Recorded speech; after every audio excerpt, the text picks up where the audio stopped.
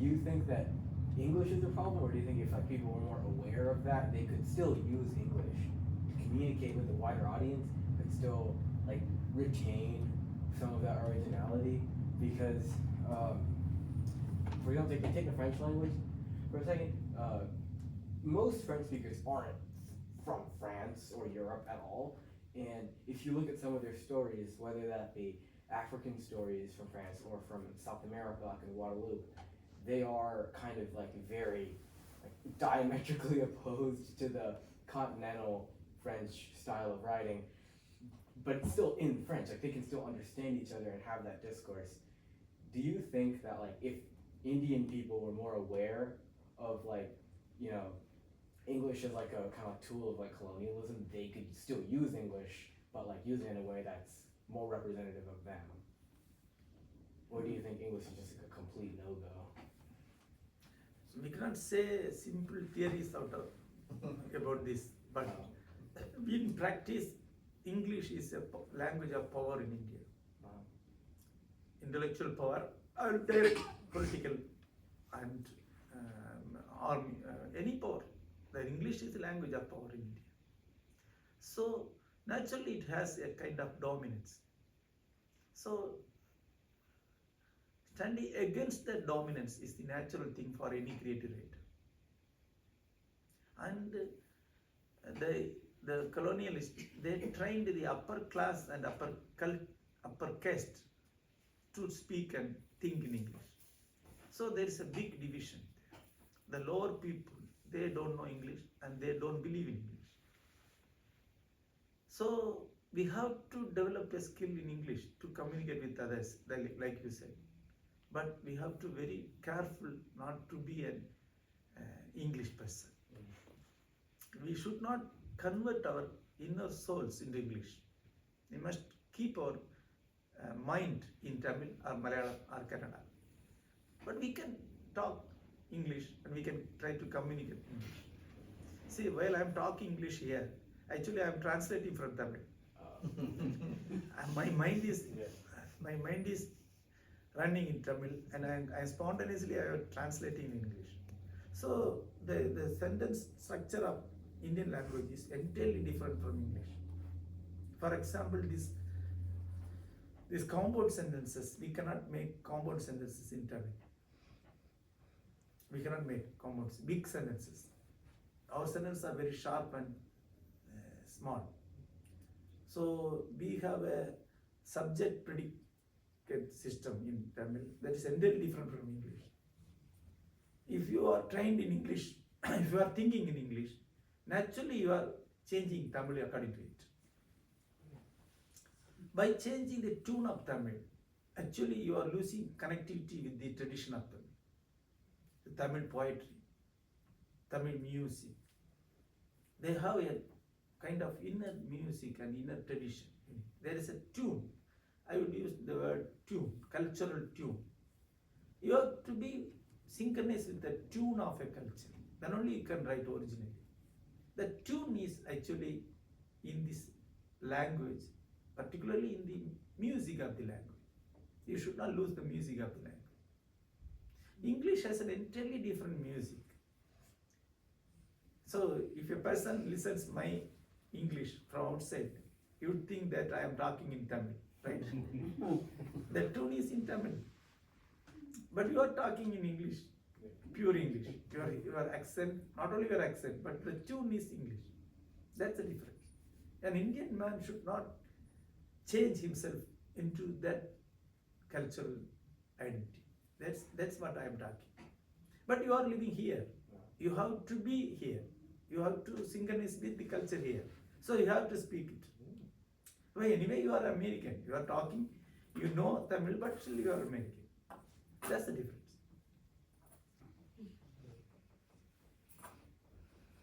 I ain't never heard it said quite like that before, but I'm sitting here listening to you talk, I'm getting it, because the English tune, because when I go pay my taxes, go get my taxes done, I have to consciously think, now this woman ain't gonna know what I'm talking about, so get it in your head. So I go, good afternoon, ma'am, how you doing? But, if I see Trusty in the street, hey girl, what's up?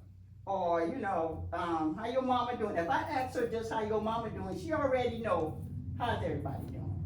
Yes. But here in South Carolina, Walterboro, whatever, see, I gotta say, Walterboro. Yes. Yeah, I know it is. Walterboro. Girl, you know that's right. And I have to be conscious of how I take care of my business. That's right. Because we have some people, girl, you need to talk better, cause I don't understand the word you're saying. And they know who I am. They know I'm Gullah Geechee. Now I can go to Charleston with no problem. Savannah with no problem. But just like you said about the English tune, I like that. And I'll be reading more of your books because I never thought about it like that. I never did, And if I could get my sister to get some of that money back that she paid for me to speak perfect English. You can buy some books. Yeah, I'm telling you, shoot. But I'm comfortable in my skin. I'm Wonderful. and Yes. people who know me, I wrote it in my book, and cause just like the say eating pig feet in the dark, that's Gullah That's your book. Geechee. That's your book. Yeah, but I put it eating pig feet in the dark so can understand it. Eating pig feet in the dark is whether mama gonna pay the light bill this month or buy some food for us to eat. If she buy the food, there's not gonna be any light, so we gonna have to eat the food in the dark. That's a Gullah Geechee culture. What is it called? Gullah Geechee? Gullah. Gullah Geechee. Yeah, Gullah Geechee, Gullah Geechee. Let me ask you a question. Mhm. I'm from Walterboro. I'm from right here. This is my home. And we're considered inland. Mhm. She's from about 45 minutes to an hour away from here, which is called Charleston, and it's by the water. My question is, and you said Savannah, they understand you. Mhm. In Charleston, they understand you, but we have an issue here because we live inland. Yeah. But the people that live by the water, They can understand me perfectly. better than the people that live inland away from the water. Mhm.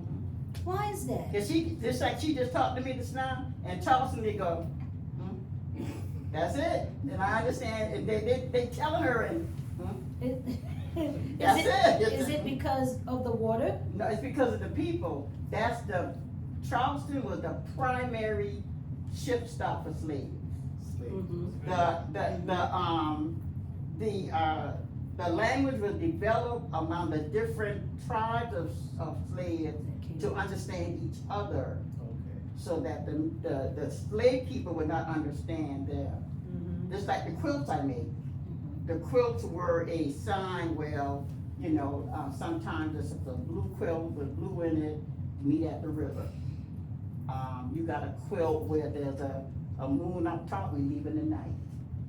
You got a quilt where there's bright colors, that means we not leaving today.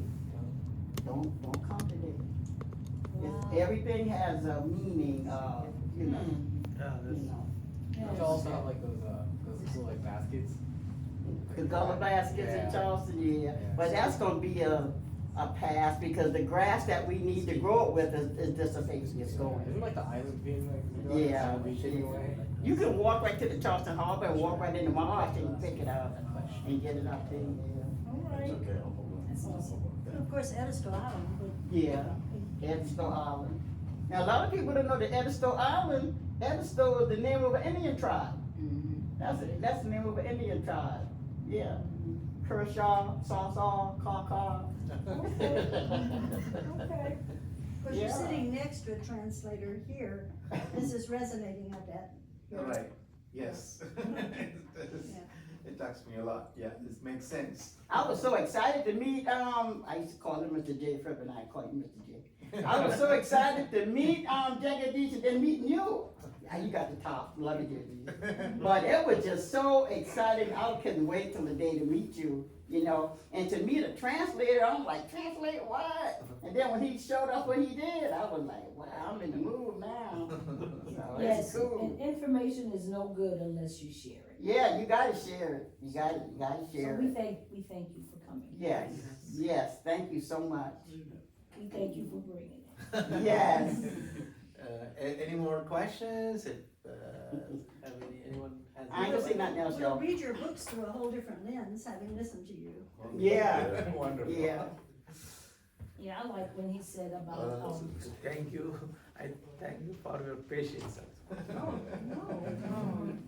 yes, and I understand that well when you said you can't pronounce a person's name, you're not going to remember Yeah, that's, what was, so you gotta work on your pronunciation, not just with names, but with words too, that's true. so you can understand what you're reading.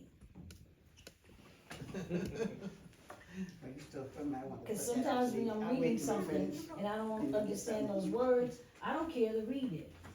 Right. But it's necessary that some of that information I need, I gotta read it.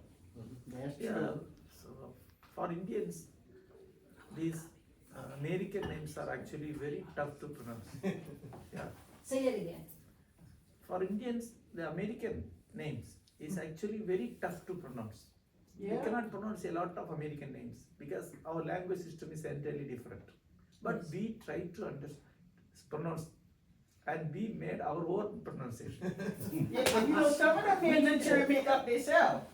Yes. A lot of Sometimes, names ain't- sometimes if I am telling Yeah. the names of the others, you cannot understand the name. Yes, But actually I am making another version of that name to remember it. I do it too.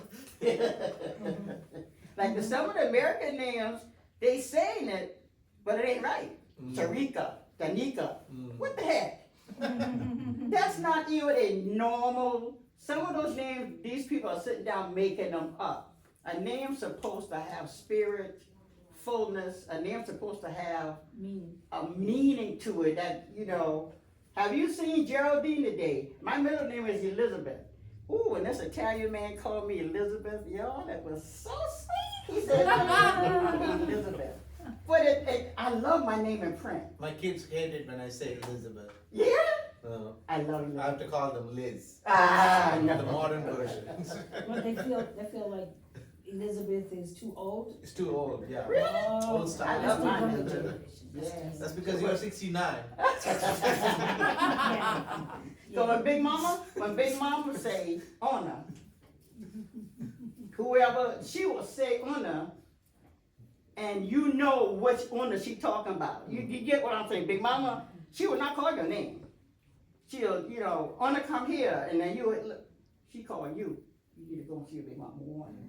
And those old people, that's just what they, you know, y'all get in here and do so and so. So honor come here, you get the broom. Honor come here, you get the mop and do this.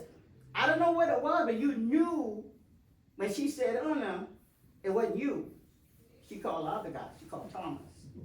But it was just an instinct, Wow. you know? That's just how it was. That's their culture. Mm-hmm. Okay. And don't correct them. Do not. My name is Geraldine. Big Mama said Geraldine. I'm not gonna correct that lady about my name. Whatever she called me, cat, dog, mouse, I'm gonna do. She said that's just the culture. You did not correct your elders. You didn't do it. It wasn't allowed. Mm-mm. But don't write it on a check. You know. But